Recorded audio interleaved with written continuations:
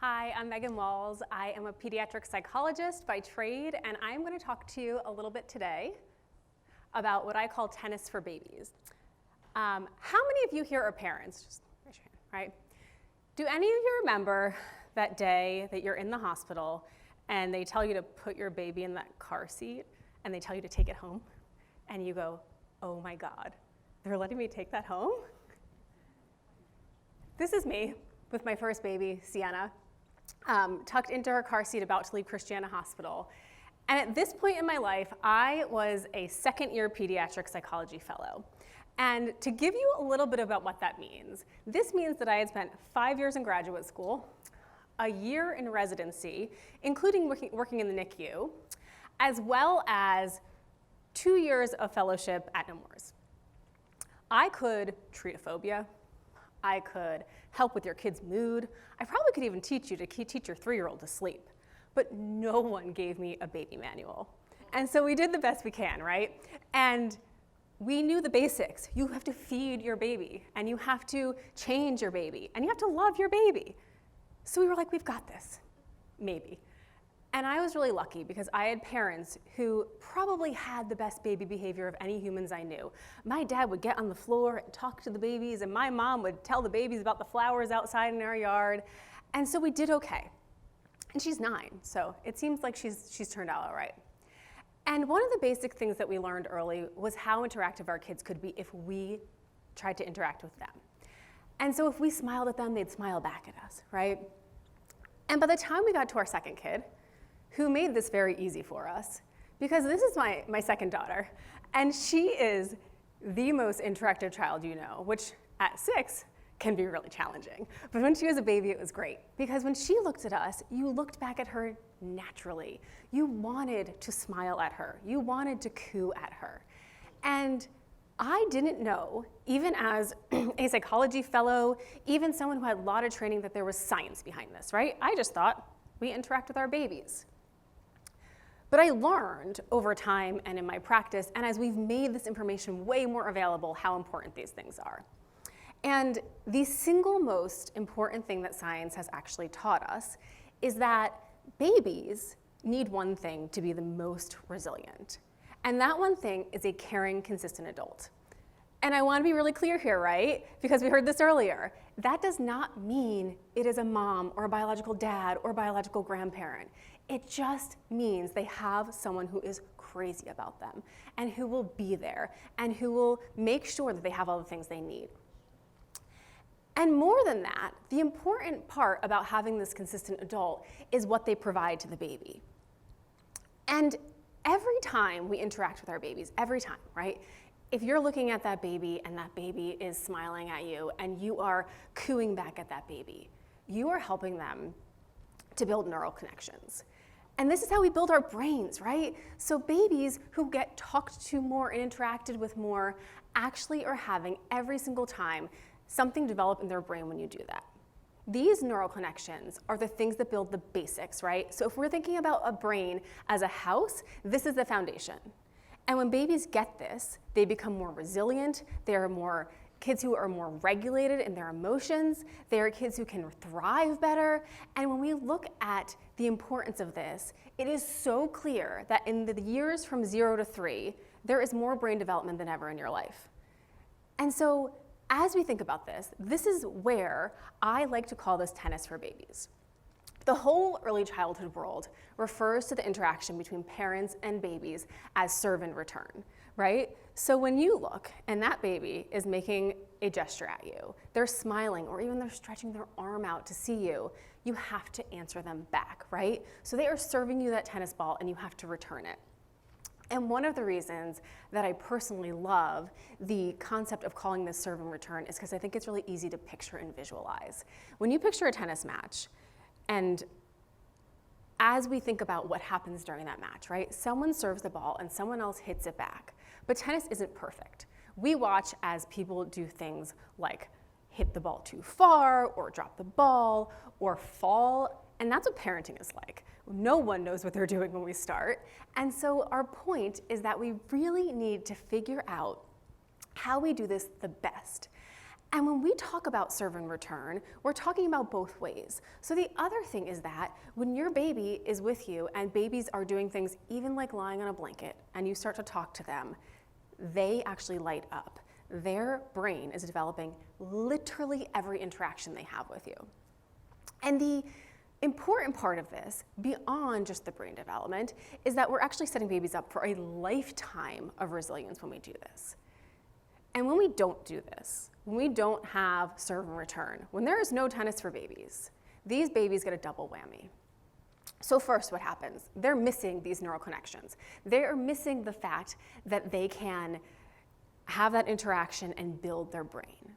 So that's one. But the secondary thing that happens when babies don't get this is we're actually seeing a higher stress response. And you can think about it even as adults. When you don't get what you need, you feel more stressed.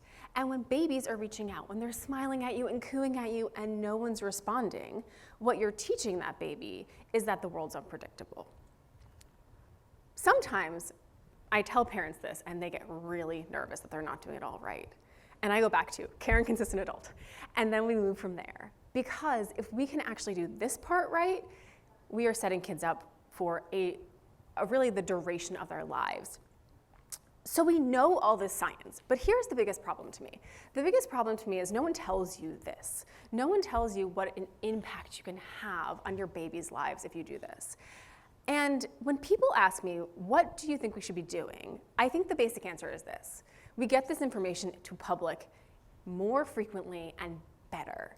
I cannot think of a single parent who doesn't want their child to thrive.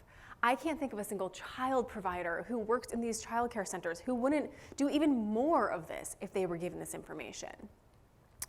I can't think of a single pediatrician I know who wouldn't work more on this if they were sure of what to say and they knew how to tell parents these things. And so I think if we can get this information to the public, that's where we actually make change. And while I would love to say this is all about love and babies and development, the other piece of this becomes, how do we get this into the hands of policymakers? Because not only does early interactions with your babies build brain cells and help them develop well, but we know that investment in early childhood, especially in those 0 to 3 years, actually has lifetime outcomes economically. And I'll talk a little bit more about that specifically later, but I think it's so important that we think about investment not just as money, but as time and as education. So where do we go? One of the first things that I think is incredibly important to do is use the information that's already out there.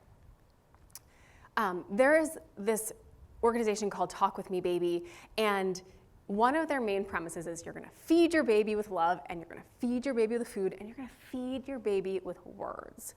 Talking to your baby is one of the top things you can do. And yes, that sort of looks like serve and return. But what that also looks like is just things like turning to your baby and telling them about your day. And sometimes you've got no one else to talk about when you're a new mom, right? There's only that baby there. And so you can tell your baby about things like what you're making for dinner. And they are delighted. Babies just need loving words. Talk With Me Baby also has a great app, and we tell parents all the time to use it because it helps you. Not all of us know what to do when we're talking to our babies. The science behind this says the more words kids hear before they turn 3, the higher their vocabularies, the more high level of education they'll likely attain. They do better academically. But Talk With Me Baby also talks about the pieces that are important to those policymakers I was talking about, which these kids end up graduating. These kids end up getting jobs more. And so when we think about words and how important they are, I think that this is something that we really need to think about. And my poor husband lives at home with me and 2 girls, and so I'd like to say to you that this is science. We talk a lot because of science, right? This isn't just because we want to talk all the time, but it actually is building our babies' brains. Another really important thing that we need to think about is, why do we care that we're getting this information into the hands of parents and caregivers of babies versus our older kids? I'm not sure how many of you have kids who are academic age, but the focus so often is on reading by grade 3, right? But if we look at charts like this, grade 3 becomes way harder to change. 0 through 3 is really easy to change. And if we think about this, we think about the fact that this saves us time, this saves us money, but also that this really helps us to better understand how we need to spend our efforts. And I would suggest we need to spend our efforts earlier. The other thing that's incredibly important is to talk about what already exists, what's already out there that we're just not using. I am incredibly lucky that one of my mentors and friends, Dr. Rahil Briggs, is the director of 0 to 3, which is a national organization's Healthy Steps program. And I asked her, when I told her I was giving this talk, if I could borrow some of her data, because it's really great. And Healthy Steps, when I talk about it, people always shake their heads and say, that makes sense. Healthy Steps is a program that embeds child development specialists, mental health specialists into primary care offices. Everybody, or almost everybody, brings their baby to the pediatrician. And I asked a lot of you if you're parents, does anyone remember bringing your baby to the pediatrician and asking questions that had nothing to do with ear infections like sleep, feeding, right? The number one questions asked in pediatricians' offices are about development. They are not about health. So this brings those people who are specialists into the office. And Healthy Steps is a population health-based program, and we really focus on stratifying risk. So what families need the most help? Who's identifying to us that they need the most help? Let's get a behavioral and developmental specialist in every well visit. And we're doing two things with that. One is we are taking away that stigma of psychologists and mental health professionals and developmental specialists from the time a baby is literally a newborn. And the second thing that we're doing is we are actually giving parents skills. We are lucky enough at Nemours that we did sort of a soft launch of this, and we have a formal pilot coming. But parents who are taught things like tennis for babies and serve and return light up when they watch how much more interactive their babies become in the visit from one to the next. Parents of 6-month-olds are thrilled when you teach them how to teach their baby to sleep. And Healthy Steps also has really awesome outcomes. When we look across the nation at this program, we have things like safer sleep habits, less SIDS, moms who have lower levels of maternal depression, and other things that I think are incredibly important, such as the fact that kids who are enrolled in the Healthy Steps program have lower levels of obesity at age 5 than even low-risk kids who are not enrolled. And as a nerdy psychologist, there's nothing that makes me happier than hearing that behavior and developmental and mental health impacts are actually having good health outcomes.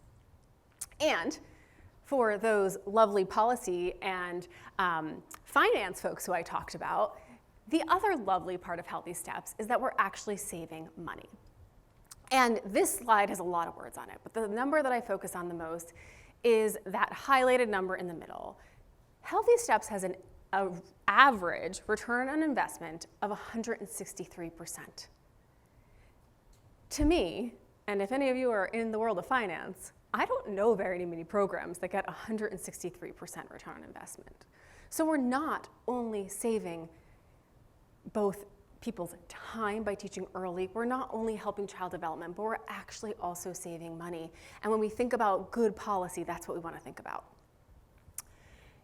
Overall, what else can we do? We should be thinking about broader policies, things like family leave that let parents stay home longer to talk about serve and return. We should be thinking about things like funding Healthy Steps, funding early childcare, all of these things that really help us to have babies develop in a good and healthy manner. And the reason for this is because at the end of the day, our babies turn into toddlers, who turn into children, who turn into adolescents and adults. And what happens in childhood matters. What happens to brains in childhood matters. And we can talk about the negatives, right? Those double whammies, those kids who experience more trauma and what happens to brain development. But we can also talk about how to be resilient. And it's so simple. Someone asked me to give an early childhood talk a couple years ago, and then I got there and they said, you have 30 seconds. And I was like, oh, okay. Great. And so this is what I said, and this is what I hope you'll take from here if you take nothing else. My one sentence long early childhood talk was, you cannot spoil a baby. Babies need to be picked up. Babies need to be loved. Babies need all the attention you can possibly give them, and we cannot spoil our babies. And in fact, the opposite. If we give those babies that love early, if we talk to them, if we hold them, if we show them that adults are people they can count on, we are building their brains and we are setting them up for a lifetime of resilience. And so next time you're with a baby, Or next time you are talking to a friend who has a baby, serve the tennis ball and watch them return it. You have no idea what you're helping that baby with, and you have no idea what neural connections those babies are making or how you may help that baby thrive. Thank you.